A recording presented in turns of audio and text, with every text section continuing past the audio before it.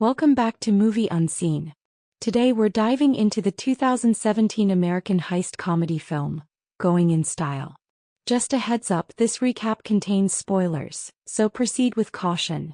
The story kicks off with Joe, a kind-hearted senior citizen, heading into the Williamsburg Savings Bank for a meeting with Chuck, the bank manager. Unfortunately, Chuck delivers bad news. Joe's in default and will soon have to mortgage his house. This hits hard because Joe lives with his daughter and granddaughter, and losing the house would leave all three of them homeless. Then out of nowhere, a group of calm and calculated robbers storm into the bank. They order everyone to lie down and stay silent. As chaos brews, Chuck starts making noise, catching the attention of the gang's leader. The ringleader walks in, finds Joe and Chuck, and gently eases Joe to the floor. Upon hearing Joe's financial struggles caused by the bank, the leader shows a surprising bit of sympathy. Joe takes note of a unique Mongol warrior tattoo on the man's neck. Seconds later, the robbers dash off with bags full of cash. Fast forward, Joe is now at the police station giving a statement to FBI agent Hamer. He mentions the tattoo he saw and cheekily recommends that Hamer watch Law and Order to solve the case faster. Hamer responds dryly, reminding Joe that real-life crime-solving takes a lot longer than an hour. Joe returns home where he tells his granddaughter about the robbery. She's fascinated and thinks it's super cool. But her mom jumps in to shut that idea down. There's nothing cool about being in danger. The next day, Joe catches up with his lifelong buddies Albert and Willie, who learn about the robbery from the newspaper.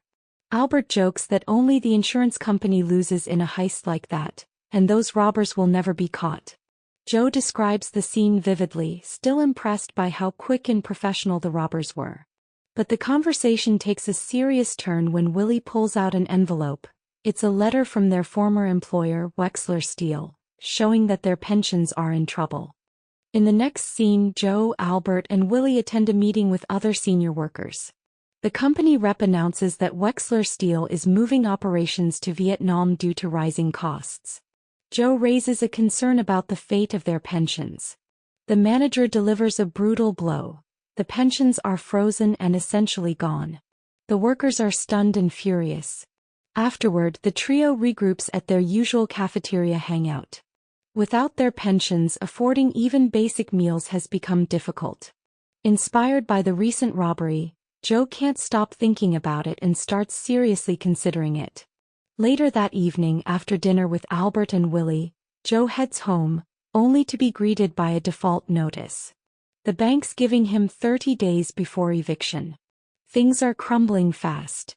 Meanwhile, Willie visits the hospital for a checkup. His kidney failure is worsening and his doctor warns him he needs a transplant soon or he won't survive. Willie returns home and video chats with his daughter and granddaughter, yearning to see them more often. His heartache deepens knowing he can't afford frequent visits. The next scene shows Albert giving saxophone lessons to a young boy while playfully flirting with the boy's grandma, Annie. Back at Joe's home, his granddaughter proudly shows him her A+ test. She reminds him that he promised her a puppy if she got straight A's. The next day, the trio gathers again to celebrate Willie's birthday with their friends at the lodge. Albert gifts Willie a sweet wristwatch with a photo of his granddaughter inside. Joe takes the moment to pitch his bold plan to rob a bank. Albert and Willie are stunned. Joe passionately explains that the bank is stealing his house, and this corrupt system is destroying people's lives. If jail is the worst outcome, at least they'll have a roof over their heads and 3 meals a day.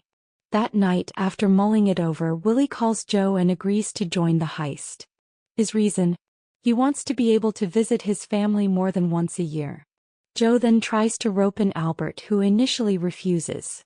The next day, Albert drives Joe and Willie to the supermarket. While Albert waits outside, Joe and Willie go inside and start shoplifting. Alarmed by their antics, Albert follows them in and bumps into Annie, who works there. Meanwhile, Joe and Willie manage to sneak out with stolen items, but the security guard catches on and gives chase. In a comical escape attempt, Joe grabs an old woman's shopping cart and makes a run for it with Willie. But their getaway goes sideways. They nearly hit a bus and get apprehended. Albert, ashamed of the situation, leaves them behind. Determined to get serious, Joe reaches out to Murphy, his ex-son-in-law, and asks for help finding a criminal consultant for the heist. Meanwhile, Albert returns to the grocery store and reconnects with Annie. They end up spending some quality time together at her place. Soon, Albert reconciles with Joe and Willie at the cafeteria.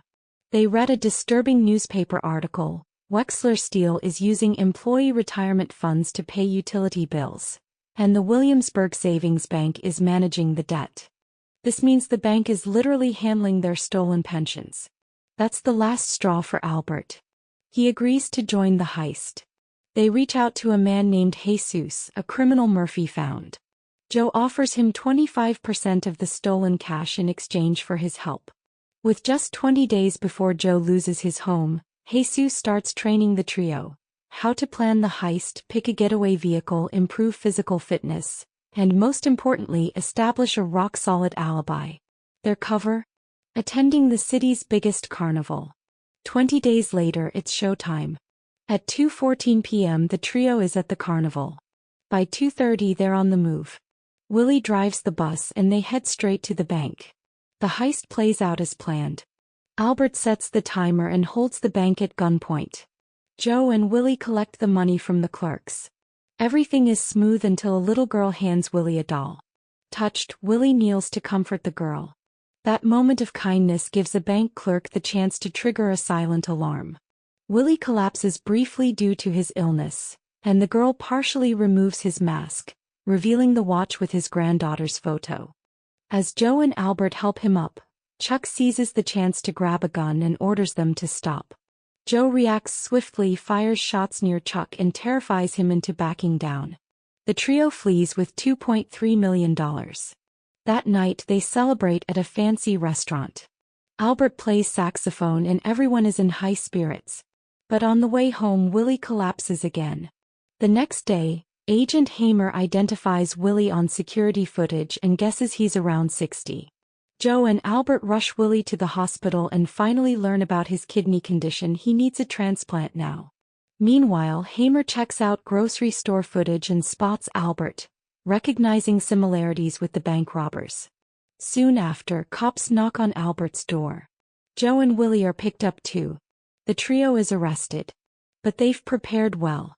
During Hamer's interrogation, all three stick to their carnival alibi.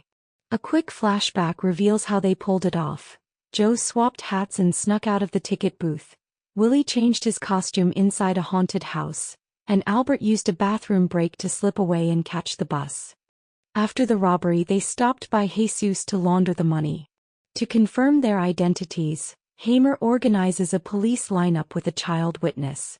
The little girl walks down the line, recognizes the watch on Willie's wrist, but doesn't say a word. Hamer is left stumped. A few days later, Joe meets Jesus at the cafeteria. Jesus gifts Joe a cage with a puppy, fulfilling Joe's promise to his granddaughter. In a twist, it's revealed Jesus was actually the leader of the first robbery Joe witnessed. He gives Joe the full $2.3 million back and declines the cut Joe promised him. Oh, and that Mongol warrior tag? Just a fake to throw off the cops. Suddenly, Hamer walks into the cafe and returns a wallet Joe had left behind. He sits and plays with the puppy, unaware that the money is hidden inside the cage. The puppy bites him, cutting the conversation short, and Joe casually leaves with Jesus and the dog. Later, the trio anonymously sends a suitcase full of cash to help their struggling friends and co-workers. Albert donates his kidney to save Willie's life. In the heartwarming finale, Albert marries Annie, and the trio celebrates their new lease on life. Thanks for watching. If you enjoyed this recap, make sure to like, subscribe, and turn on notifications so you don't miss more awesome movie breakdowns. See you next time.